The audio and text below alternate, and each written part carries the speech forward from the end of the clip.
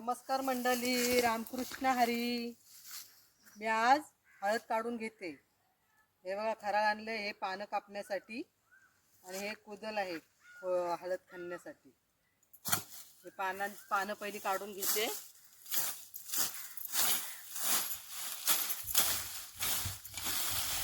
बघा, अशी सगळी मोकळी करून घ्यायला पाहिजे ना, गवत पण द्यायच्या नंतर झालाय.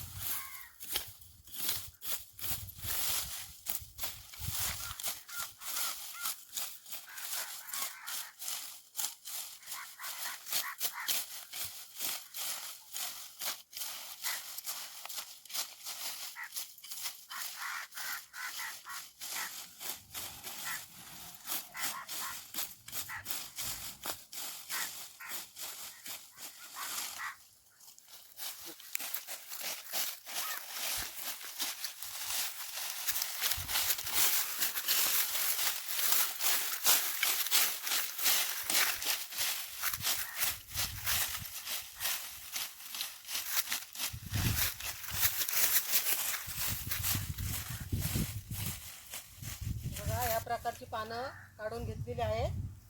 आता भाजायला सुरुवात करते आणि ही पानं भाजवणीसाठी ठेवते रचून.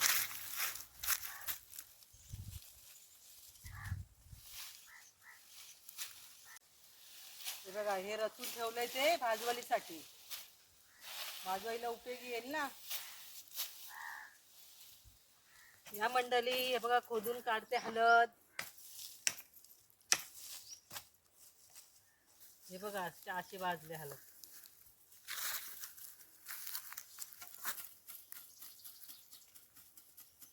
हे बघा कशी आहे ना, अद्रक सारखीच.